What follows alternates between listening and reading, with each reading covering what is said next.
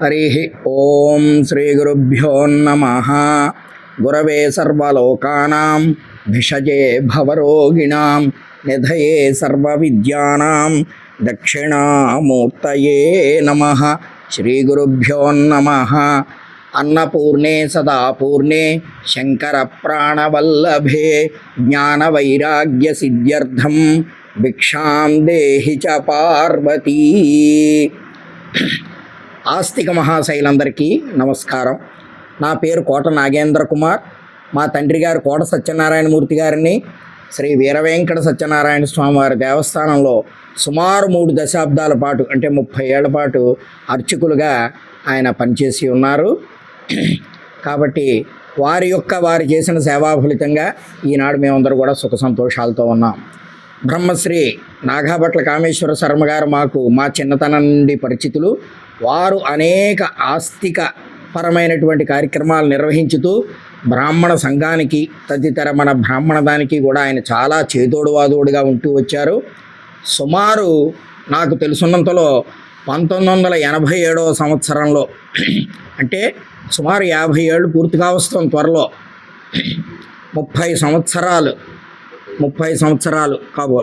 సంవత్సరాల పాటు అన్నవరంలో శ్రీ సత్యదేవ బ్రాహ్మణ నిత్యాన్నదాన సత్రం అది స్థాపించబడి నిర్విరామంగా ఇప్పటిదాకా కూడా మన క్షేత్రానికి వచ్చేటువంటి ఆస్తిక పరులైనటువంటి సనాతన పరులైనటువంటి బ్రాహ్మణులు వేరే చోట్ల ఎక్కడా కూడా భోజనాధికాలు చేయలేరు. కాబట్టి వాళ్ళందరికీ శుచిగా మడిగా చక్కగా ఏర్పాటు ఈ సత్యదేవ నిత్యాన్నదాన సత్రం ద్వారా చేయబడింది.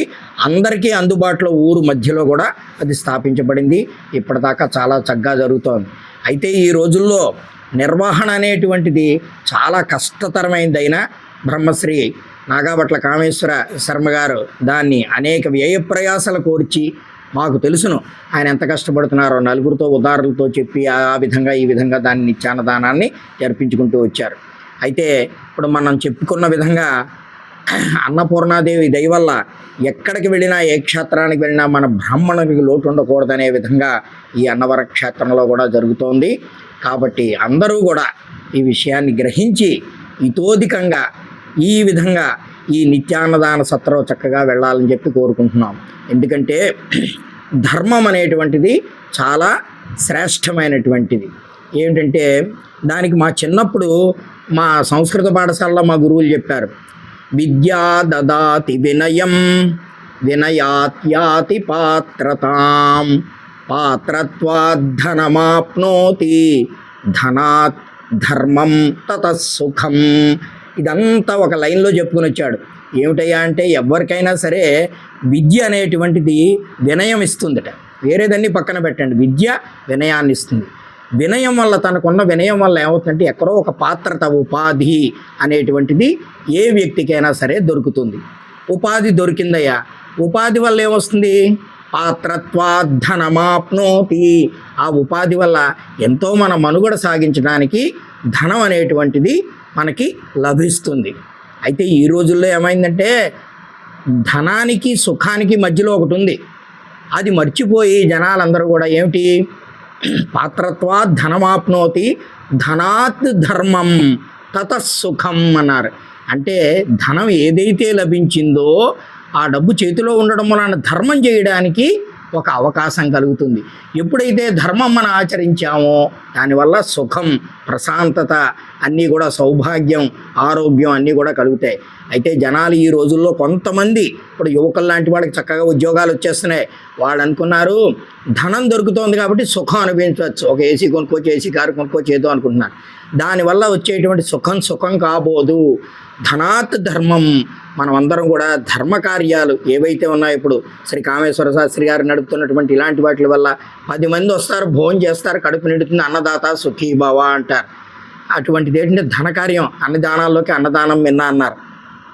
కాబట్టి నేను ఆస్తిక మహాశైలికి అందరికీ కూడా సవినయంగా మనవించుకునేది ఏమిటంటే ఎవరికి ఏమాత్రం అవకాశం ఉన్నా ఈ అన్నవర క్షేత్రంలో శ్రీ స్వామివారి సన్నిధికి చెంతలో ఉన్నటువంటి ఆ ఎదురుగుండానే స్వామివారి వాహనశాల వీధి అంటే కూడా తెలిసిపోతుంది. మెట్లకి ఎదురుగుండా ఉంది. ఎంతో దూరం కూడా 5 నిమిషాలు కూడా నడవక్కర్లేదు, వస్తే మన సత్రం వస్తుంది. అందరూ కూడా మీరు చక్కగా ముందుగా ఒకసారి ఇంటిమేషన్ ఇస్తే కనుక చక్కగా అక్కడ అన్నీ మీకు తగినట్లుగా మీరు ఎంతమంది ఉన్నారో అవన్నీ కూడా చేయడానికి ఉంటుంది. కాబట్టి దీనికి మీరు తగినంతగా ఆర్థిక సహాయం చేస్తూ ఈ సత్రాన్ని మనం అన్ని చోట్ల మిగతా చోట్ల ఎలాగైతే ఇప్పుడు కరివెన వారు మన ఊర్లో ఎందుకు పెట్టలేదంటే కామేశ్వర శాస్త్రి గారు ఇంత చక్కగా ఈ సత్రాన్ని నడుపుతున్నారు కదా, ఇంక మళ్ళీ మందే ఉంది అని చెప్పే విధంగా కరివెన వారు కూడా అన్నారు. చాలా అయ్యా మీది నడుస్తోంది, మీ దానికి మేము ఎక్కడ సాటి రాగలం అని చెప్పి వారు అన్నారు గతంలో. అయితే దేనికైనా సరే ముందుగా నేను విన్నవం చేసుకున్నట్లుగా ఆర్థిక సర్వే గుణా కాంచనమాశ్రయంతి అన్నారు. అన్ని గుణాలు అన్ని ధర్మాలు అన్నీ కూడా ఆ కాంచన లక్ష్మీదేవిని ఆశ్రయించే ఉంటాయి. ఆర్థిక బలం లేనిది ఏమిటిదంటేనా ఎంత సహకారం ఉన్నా అది సాగదు. కాబట్టి ఆస్తిక మహాశైలందరూ తప్పనిసరిగా సత్రానికి విచ్చేసి మన బ్రాహ్మణ సోదరులందరూ కూడా విచ్చేసి చక్కగా వారి యొక్క మడిగా శుచిగా అది కూడా వారు చక్కగా ఆహార అంతా కూడా స్వీకరించి తమకి ఇతోధికంగా ఈ సత్రం ఈ విధంగా ముందుకు నడుస్తూ ఉండడానికి తోడ్పడవలసిందిగా నేను కోరుతున్నాను. అన్నవరంలో ఈ మధ్యనే మేము శ్రీ సత్యగాయత్రి బ్రాహ్మణ సంఘం అని చెప్పి కూడా పెట్టాం. ఏదో తోచినంతలో అందరూ కూడా కలిసి మన సత్రం అదే కాదు ఏదైనా సరే మన బ్రాహ్మణులకి ఏదైనా సరే కూడా మేము చేస్తున్నాం. దానికి భగవంతుడి దయ వల్ల నేను కోశాధికారిగా కూడా ఉన్నాను.